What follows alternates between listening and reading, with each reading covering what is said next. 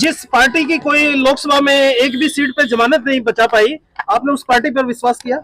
हमारे यहाँ उत्तर प्रदेश में कई ऐसी पार्टियां हैं जिनकी कई कई सीटों पर जमानतें नहीं बची है। लोकसभा का चुनाव अलग होता है और विधानसभा का चुनाव अलग होता है, इसके मुद्दे भी अलग होते हैं। लोकसभा में तो हमारे लोगों ने भी भारतीय जनता पार्टी को हराने के लिए वोट किया है, लेकिन ऐसा नहीं है कि इस बार वो अपने संघर्ष करने वाले साथियों को अकेला छोड़ देंगे। हम उन्हीं के बीच में रहते हैं। उनका आशीर्वाद जिस तरह से पिछली बार भाजपा को हराने के लिए दूसरी पार्टियों को मिला था, इस बार वो आजाद समाज पार्टी और अलायंस को मिलेगा, ऐसा मेरा भरोसा। गजपा के जी विधायक छोड़ के पार्टी को जा रहे जी, क्या मानते हो ऐसे में कितनी मजबूत पार्टी बन पाएगी? देखो भाई, ऐसा है, सब राजनीति में बहुत लोग अपने अपने स्वार्थ हैं। हम वो लोग नहीं है जो बुरे वक्त में हाथ छोड़ के चले जाए। जब हम किसी का हाथ पकड़ते तो छोड़ते नहीं। हम कोशिश करेंगे कि मेहनत करेंगे। अभी 1 महीना है, 1 महीने में तो बंजर भूमि भी उपजाऊ हो जाती है। हम लोग मेहनत करेंगे और लोगों से विश्वास समर्थन मांगेंगे। और फिर मैं आपसे कह रहा हूँ, मैं किसी के लिए सफाई नहीं दे रहा हूँ, मगर अगर कोई आदमी अपनी गलती को स्वीकार कर ले तो लोगों को उसके बारे में सोचना चाहिए। मुख्यमंत्री नायब सैनी जी के सभी नेताओं का जेजेपी का विरोध हुआ, आपने किसानों का समर्थन किया, कैसे खड़ा करवाएंगे? हम किसानों का समर्थन हमेशा करते रहेंगे, हम पहलवानों का भी समर्थन हमेशा करते रहेंगे।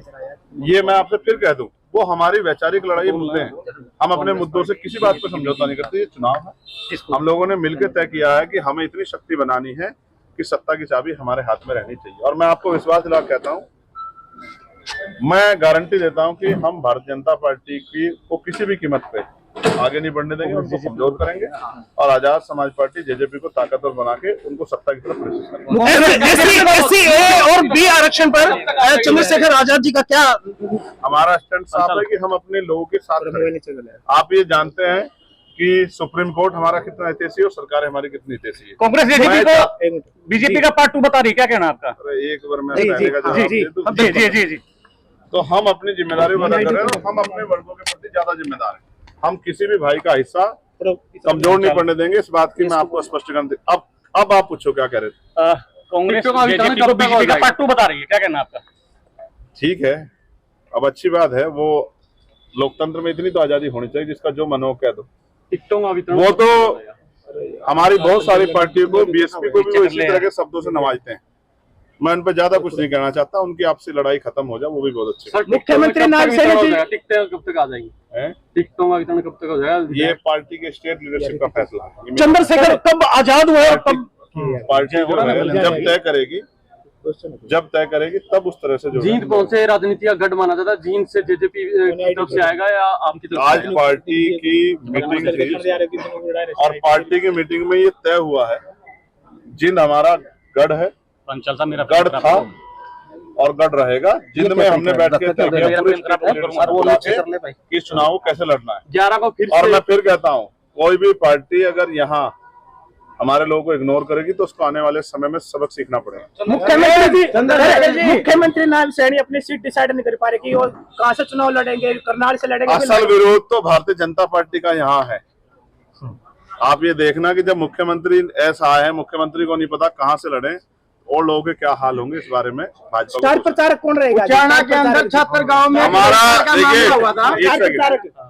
हमारे प्रदेश अध्यक्ष जी के लिए और तमाम तरह से आप ये भी जानते हैं, देश में एक ऐसी रेजिमेंट थी जिसका इतिहास युगों युगों तक लिखा जाएगा। उचाना के अंदर छत्र में बहिष्कार हुआ, वैश्य समाज का दुष्यंत का गढ़ है, वहां पर उसे दुष्यंत चौटाला ने उनकी हेल्प नहीं की। आज भी वो गठबंधन से नाराज हैं। अब मैं आगे अपनी बात का जवाब दे दूं जी। तो एक ऐसी रेजिमेंट थी जिसने देश के लिए बलिदान दिया, जिसकी मांग मैंने पार्लियामेंट में भी उठाई, चमार रेजिमेंट। जब मैंने इस रेजिमेंट का नाम लिया तो देश के बहुत सारे लोगों को लगा होगा कि ये चंद्रशेखर किस रेजिमेंट की बात कर रहे हैं, लेकिन हिस्ट्री लोगों को पढ़नी चाहिए। चमार रेजिमेंट भंग क्यों की गई, ये एक सवाल है। मैं डिबेट चाहता हूं, जो चाहता है करना।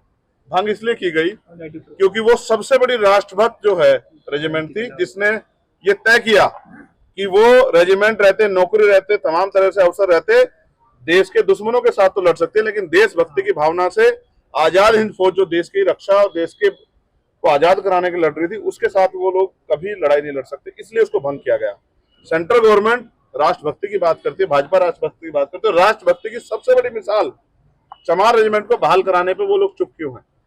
मैं चाहता हूं सत्ता और विपक्ष इस बात पर स्टैंड क्लियर करे, क्या उस रेजिमेंट की उनको जानकारी है या वो चाहते नहीं चाहते कि हमारे इतने बड़े समाज का गौरव बहाल होना चाहिए नहीं होना चाहिए। मैंने तो इसके अलावा भी गुजर रेजिमेंट, अजीर रेजिमेंट, सबकी बात की मांग की है, क्योंकि जातियों की रेजिमेंट बनी हुई है, मैतर रेजिमेंट भी बने, सब रेजिमेंट बने। लेकिन मेरी ये मांग है कि जो पुरानी रेजिमेंट जिसको अंग्रेजों ने, सरकार कहती है कि अंग्रेजों के बनाए कानून हटा देंगे, तो अंग्रेजों ने जिस रेजिमेंट को भंग किया है, जिस रेजिमेंट को खत्म किया, उस रेजिमेंट को बहाल करने में सरकार को परेशानी क्या है सेंटर की। मैं प्रधानमंत्री से मांग करता हूं, अगर उन्होंने नहीं पढ़ी तो हिस्ट्री पढ़े। हमारे यहाँ तो इन्होंने, जिंद के लोगों ने करनाल में हमारा वो भी बनाया, सिंबल भी बनाया रेजिमेंट का। ये हरियाणा क्रांति धरती है और हरियाणा इतिहास लिखती है। मुझे इस बार भरोसा है कि हरियाणा इस बार भी इतिहास लिखेगी। अब आप कह रहे थे 76 वाला मामला, मैं फिर कह रहा हूँ, जैसे जैसे हमारा सभी भीम आर्मी से जुड़े हुए हैं, वो भी आज गठबंधन से नाराज है, नाराजगी है। एक सेकंड, 76 वाले लोग यहीं आसपास भी हैं, यहीं खड़े हैं, और 76 का ज्ञापन भी मेरे पास है। और 76 वाले बताओ मेरे साथ हो या नहीं हो। मैं ये कह रहा हूँ, ये भाजपा कांग्रेस के इशारे पे उल्टे सीधे सवाल करने बंद कर दो। जैसे जैसे हम ताकतवर होंगे,